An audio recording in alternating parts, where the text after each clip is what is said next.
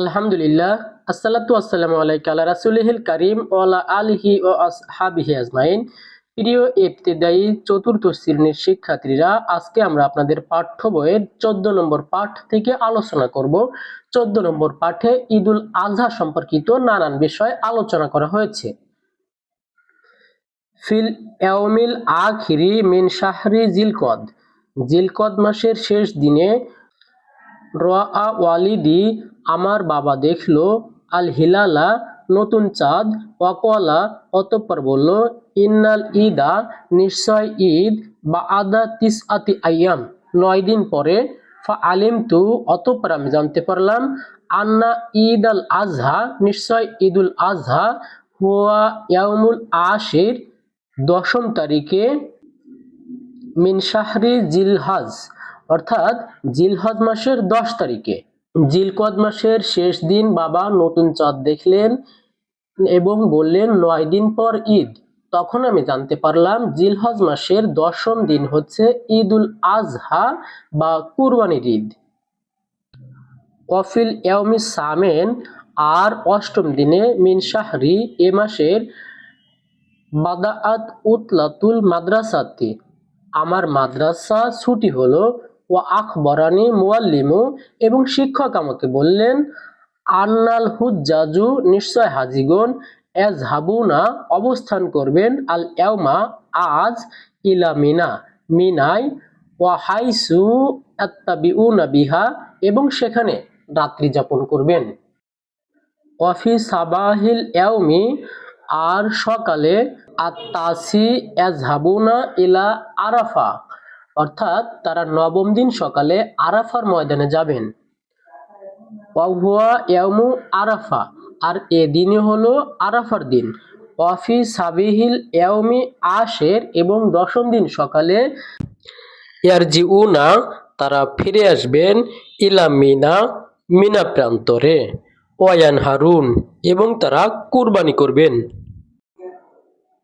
কানা আবি আমার বাবা, কদিস্তরা ক্রয় করলেন, বাকারাতান একটি গাভী, সামিনাতান মোটা তাজা, কিসের জন্য?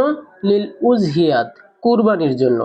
কলা অতঃপর বললেন, ফিহা সাবআতু আসহুমিন এই গরুতে 7টি অংশ রয়েছে, ইসনানে 2 অংশ, লি আমার জন্য, ওয়াল উম্মিকা এবং তোমার মায়ের জন্য, ওয়া ওয়াহিদুন লাকা এবং 1 অংশ তোমার জন্য, ওয়া আরবাআতুন এবং 4 অংশ, আল আখওয়াইকা তোমার 2 ভাইয়ের জন্য, ওয়া উখতাইকা এবং তোমার 2 বোনের জন্য।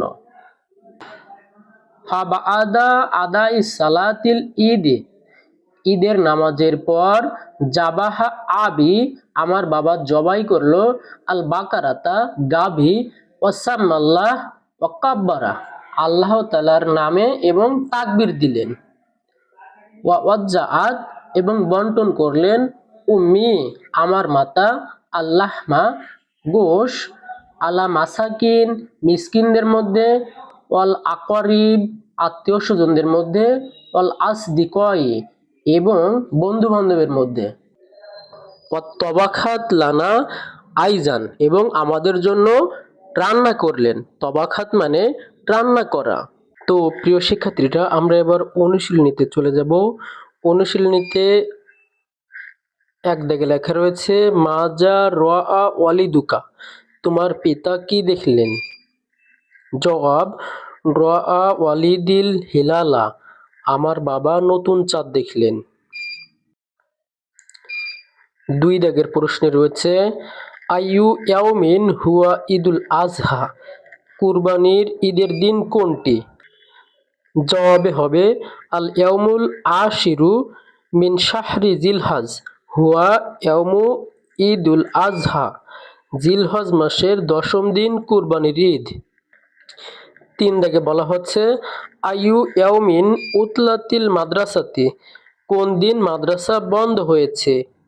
উতলাতিল মাদ্রাসাতি মাদ্রাসা বন্ধ হয়েছে, ফিল ইয়াউমিস সামেন 8ম দিনে, মিন শাহরি জিলহজ জিলহজ মাসের 8ম দিনে। 4 দাগে বলা হচ্ছে, আয়না কোথায়, ইয়াবিতু রাত্রি যাপন করেন? আল হুজ্জাজু হাজিগণ ফিল হাজ হজের সময়। হজের সময় হাজিগণ কোথায় রাত্রি যাপন করেন? জবাবে লিখতে হবে ইয়াবিতুল হুজ্জাজু হাজিগণ রাত্রি যাপন করেন ফিল হাজ্জে হজের সময় বি মিনা হাজিগণ হজ্জের সময় মিনায় রাত্রি যাপন করেন। 5 দাগে লেখা রয়েছে মাজা ইশতরা আবুকা ওয়া লিমাজা তোমার বাবা কি ক্রয় করলেন এবং কেন ক্রয় করলেন? জবাবে লিখতে হবে ইশতরা আবি আমার বাবা ক্রয় করলেন বাকারাতান গাভী সামিনাতান মোটা তাজা কিসের জন্য? লিল উজহিয়াত কুরবানির জন্য।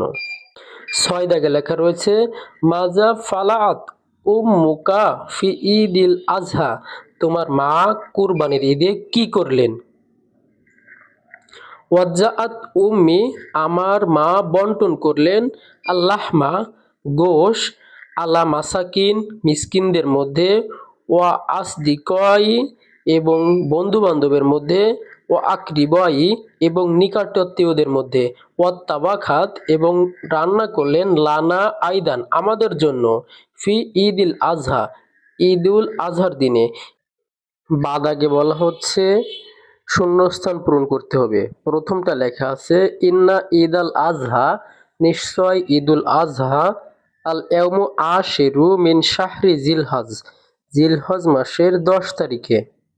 2 দাগ বাদাআত উতলাতুল মাদ্রাসাতি মাদ্রাসা ছুটি হয়েছিল আল ইয়াউমিস সামেন মিন শাহরি মাসের 8 তারিখে মাদ্রাসা ছুটি হয়েছিল।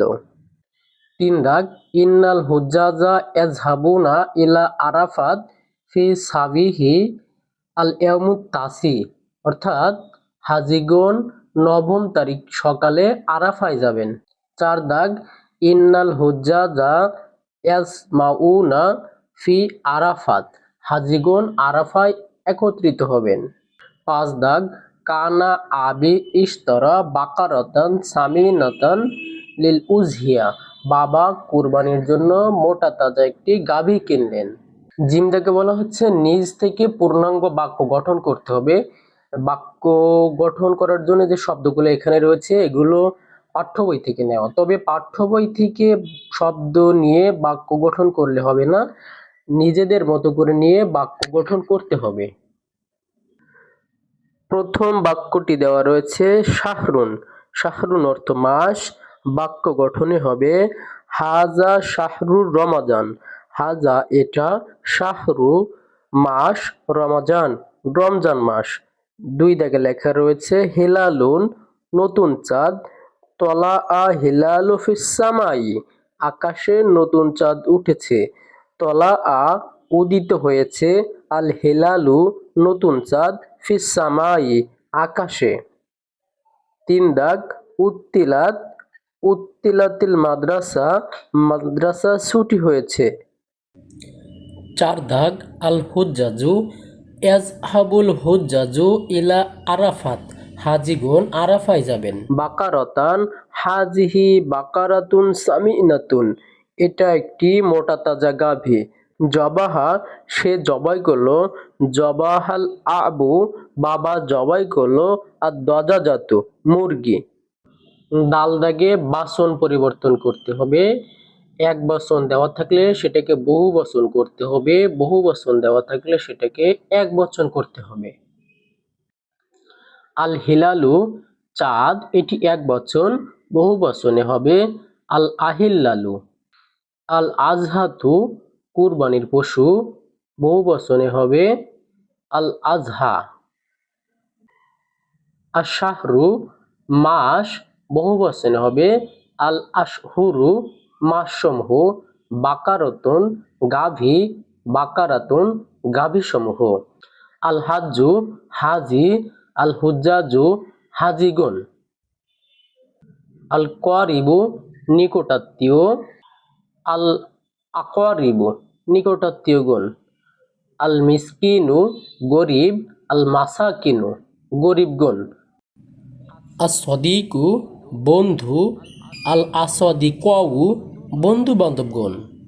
হা দাগে শব্দ রয়েছে এবং ক্রমবাচক শব্দ রয়েছে, যেমন আল আউয়ালু মানে প্রথম, আল উলা প্রথমা।